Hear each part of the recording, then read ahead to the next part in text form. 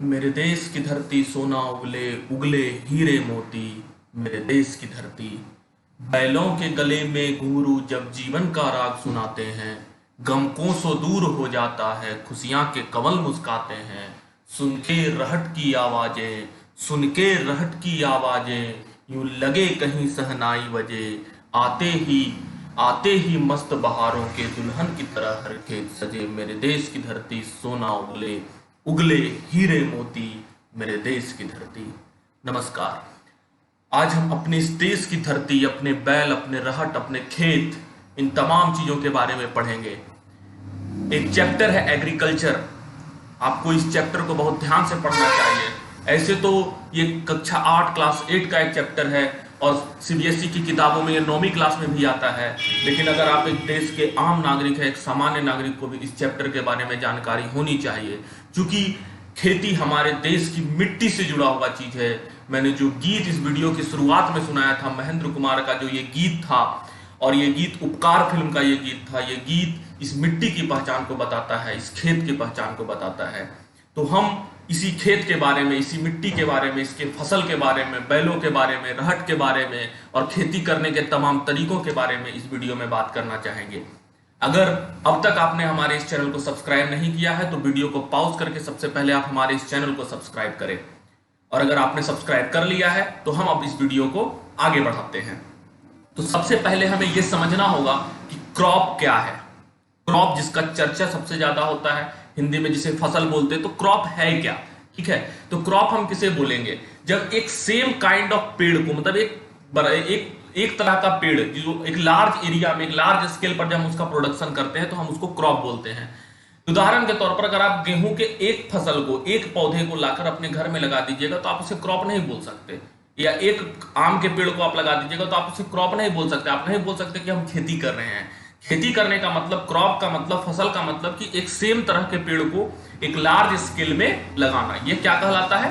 Crop कहलाता है। ठीक है, तो क्रॉप दो तरह का होता है, एक रबी क्रॉप होता है, एक खरीफ क्रॉप होता है। सबसे पहले हम बात करेंगे खरीफ क्रॉप पर। खरीफ क्रॉप किसको बोलते हैं, खरीफ फसल किसको बोलते हैं? तो बेहद ही आसान है। खरीफ फसल जो जून से लेके सितंबर के महीना तक, ठीक है, जून से लेके सितंबर का महीना तक, जो अभी का महीना चल रहा है, जून से स्टार्ट हुआ है सितंबर का महीना तक, आपको पता है ये महीना मानसून का बीच का समय होता है। इस बीच में मानसून हमारे यहाँ प्रवेश करता है। 1 जून को मानसून प्रवेश करता है केरल के तट से, और 15 जून तक बिहार होते हुए और धीरे धीरे आगे बढ़ता है और फिर मानसून लौट रहा होता है। ये एक ऐसा समय होता है जिसमें सबसे ज्यादा बारिश जो है हमारे भारत में होती है। सबसे ज्यादा बारिश हमारे भारत में होती है इसी समय में। ठीक है, तो खरीफ फसल स्वाभाविक रूप से एक ऐसा फसल होगा जिसे ज्यादा पानी की जरूरत होगी, और जब ज्यादा पानी की जरूरत होगी, यही कारण है कि इस फसल को हम लोग मानसून सीजन में लगाते हैं, जून से लेकर सितंबर के सीजन में लगाते हैं। दरअसल ये गर्मी का महीना भी होता है, इस समय में गर्मी भी ज्यादा होती है और बरसात भी ज्यादा होती है, रेनी सीजन होती है।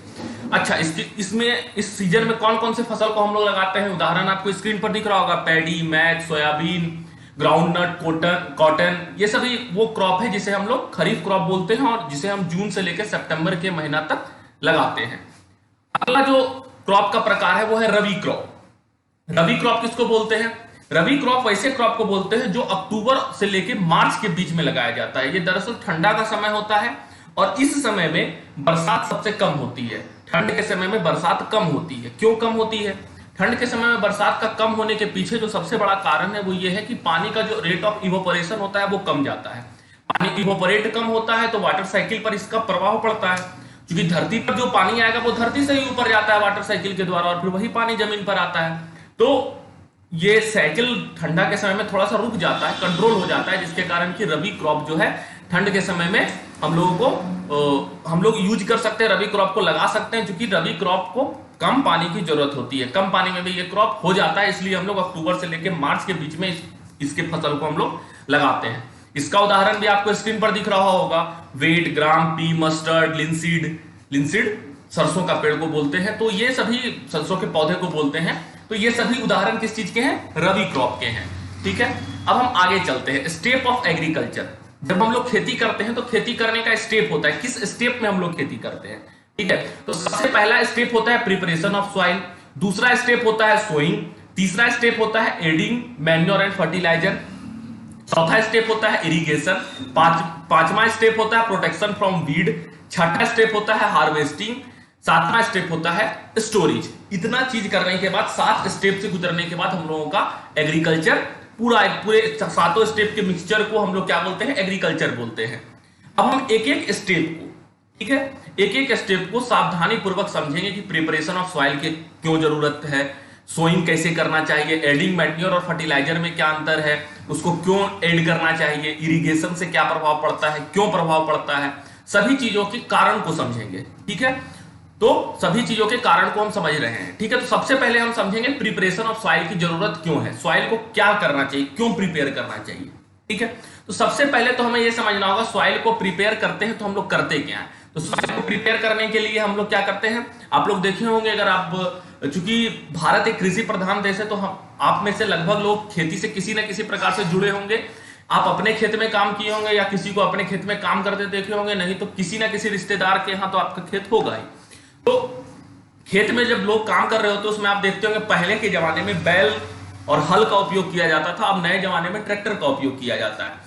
इससे क्या किया जाता है, सॉइल को लूज किया जाता है। ठीक है, मिट्टी में गड्ढा किया जाता है, सॉइल को लूज किया जाता है। क्यों लूज किया जाता है, उससे फायदा क्या है। ठीक है, देखिए सबसे पहले तो लूज करते हैं, ये बात सबको पता है, लेकिन इसका फायदा क्या है, साइंटिफिक रीजन क्या है, ये जानना बहुत इंपॉर्टेंट है। ठीक है, जब तक आप रीजन को समझेंगे नहीं तब तक आप अपने ब्रेन में साइंटिफिक टेम्परामेंट का डेवलपमेंट नहीं कर सकते हैं।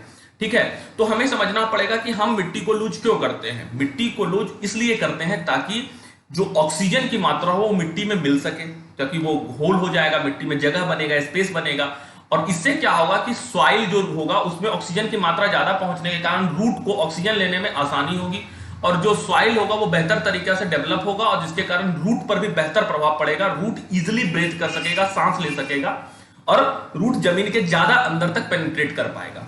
ठीक है, इसलिए हम लोग क्या करते हैं, सॉइल को लूज करते हैं। दूसरा होता है लूज सॉइल में अर्थवॉर्म जो होता है। अर्थवॉर्म आपको पता है, केचुआ जिसको बोलते हैं, अर्थवॉर्म मिट्टी में ज्यादा पाया जाता है।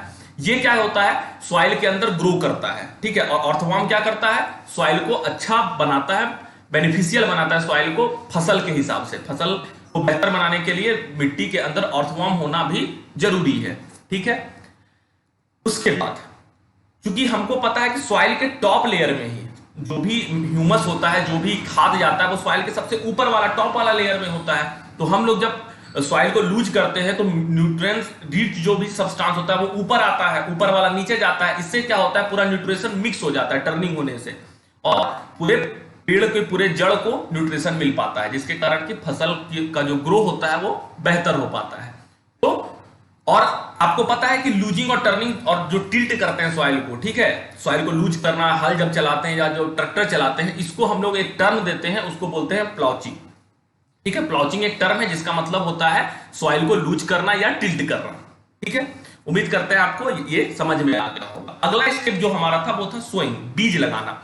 तो बीज लगाने में भी हम लोगों को कुछ बातों का ध्यान रखना पड़ता है। किन बातों का ध्यान रखना पड़ता है, तो सबसे पहले तो हमें यह पता करना पड़ता है कि बीज बेहतर है या नहीं है। ये पता हम कैसे करेंगे, तो सबसे पहला स्टेप हमको ये पता करना है कि बीज बेहतर है या नहीं। तो इसके लिए हम लोग क्या करेंगे कि जितना भी बीज हम लोग मार्केट से लेके आएंगे सबको पानी में डाल देंगे। पानी में डालने के बाद क्या होगा कि जो बीज खोखला होगा, ठीक है, जो खोखला होगा तो उसका डेंसिटी कम जाएगा। डेंसिटी आपको पता है मास बाय वॉल्यूम, तो उसके अंदर तो कुछ होगा नहीं, वो खोखला होगा, तो खोखला बीज पानी के ऊपर में तैरने लगेगा। ठीक है, जिससे हमें पता चल जाएगा कौन सा बीज खोखला है, और जो भी खोखला बीज होगा उसको हम लोग निकाल के फेंक देंगे, और जो बेहतर बीज होगा उसी का उपयोग हम लोग मिट्टी में करेंगे। दूसरी सावधानी हमें सोइंग के समय में क्या बरतनी है, सबसे जो इंपॉर्टेंट सावधानी है जो हमें बरतना चाहिए वो ये कि एक बीज और दूसरे बीज के बीच में एक प्रॉपर डिस्टेंस होना चाहिए।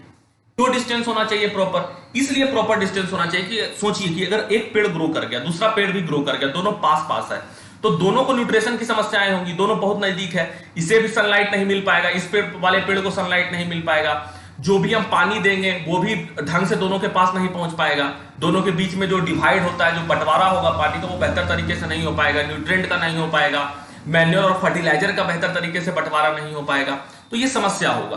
तो इसके लिए हम लोगों को क्या करना चाहिए, एक बीज और दूसरे बीज के बीच में एक प्रॉपर डिस्टेंस रखना चाहिए।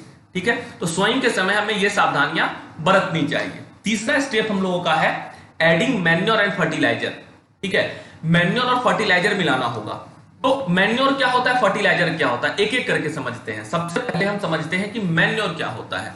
तो मैन्योर एक नेचुरल सब्सटेंस है जो हमें कैटल के डंग से मिल सकता है, डेड प्लांट और ऑर्गेनिज्म से मिल सकता है। गोबर का उपयोग खेती में किया जाता है, पेड़ पौधा के पत्ते को सड़ा के भी हम लोग खेती में इसका उपयोग करते हैं। तो मैन्योर क्या है, हम लोग को नेचुरली जो मिलता है उसे हम लोग क्या बोलते हैं, मैन्योर बोलते हैं। दूसरा, इसे हम लोग फील्ड में बना सकते हैं, मैन्योर को हम लोग खेत में बना सकते हैं, गोबर को ले जाके खेत में रख देंगे, मैन्योर बन जाएगा, ठीक है। और तीसरा जो है, जो मैन्योर होता है वो फर्टिलाइजर के हिसाब से थोड़ा सा ज्यादा रीच होता है मिनरल्स में। इसमें अभी हम लोग तुरंत अभी थोड़ा सा आगे बात करते हैं, थोड़ा फर्टिलाइजर को समझिए, उसके बाद हम तीसरे पॉइंट पर बात करेंगे। फर्टिलाइजर एक ऑर्गेनिक सॉल्ट होता है, मतलब फर्टिलाइजर जो होता है वो नेचुरली नहीं मिलता, इसको हम लोग लैब में प्रिपेयर करते हैं, ठीक है। दूसरा रीजन वही है कि it can prepare in lab, इसे हम लोग लैब में बनाते हैं। और तीसरा जो है, fertiliser are rich in mineral. देखिए समझिए, मैन्योर क्या है, नेचुरली मिलता है, फर्टिलाइजर हम लोग बाजार से खरीद के लाते हैं, लैब में बनाते हैं। फर्टिलाइजर इन्वायरमेंट फ्रेंडली नहीं है, मैन्योर इन्वायरमेंट फ्रेंडली है। फर्टिलाइजर से मिट्टी मतलब कि पॉल्यूशन होने का खतरा ज्यादा होता है, मैन्योर से पॉल्यूशन कम होता है या नहीं होता है, फिर भी हम लोग फर्टिलाइजर का उपयोग ज्यादा करते हैं। क्यों, ये सवाल उठना चाहिए, आपके मन में सवाल उठ रहा होगा कि मैन्योर सस्ता है, इन्वायरमेंट फ्रेंडली है, फर्टिलाइजर महंगा है, इन्वायरमेंट फ्रेंडली नहीं है, फिर भी हम फर्टिलाइजर का ज्यादा उपयोग क्यों करते हैं? क्योंकि फर्टिलाइजर में जो मिनरल्स होता है वो ज्यादा होता है। उदाहरण के तौर पर अगर हमको खेत में नाइट्रोजन डालना है, फास्फोरस डालना है, पोटासियम डालना है, तो हम स्पेसिफिक उस टाइप का फर्टिलाइजर को खरीद के ला सकते हैं और मिट्टी में डालेंगे तो ज्यादा मात्रा में उसे मिलेगा न्यूट्रिशन, ठीक है। अगर मैन्योर डालेंगे तो वो कम मात्रा में मिलेगा, धीरे धीरे मिलेगा। एक स्लो प्रोसेस है मैन्योर, फर्टिलाइजर एक फास्ट प्रोसेस है, ठीक है। लेकिन जिस प्रकार से समस्याएं बढ़ती जा रही है, हम लोग अब मैन्योर की तरफ बढ़ रहे हैं। बहुत सारे स्टेट हैं, सिक्किम जिस तरह का एक स्टेट है जो कि पूरी तरह से ऑर्गेनिक फार्मिंग की तरफ बढ़ रहा है, मतलब वो अपने खेत में मैन्योर के प्रयोग को बढ़ावा दे रहा है, और बहुत सारे स्टेट इस चीज की तरफ बढ़ रहे हैं। हम चलते हैं अब आगे, इरिगेशन। इरिगेशन मतलब सिंचाई, खेत में पानी देना। क्यों जरूरी है इरिगेशन? सबसे पहला सवाल तो क्यों जरूरी है इरिगेशन? तो सबसे पहले तो ये समझ लीजिए कि इरिगेशन है क्या। इरिगेशन का मतलब खेत में पानी देना, एक रेगुलर इंटरवल पर, एक नियमित समय पर, थोड़े थोड़े समय के अंतराल पर जब हम लोग खेत में पानी देते हैं उसको इरिगेशन बोलते हैं।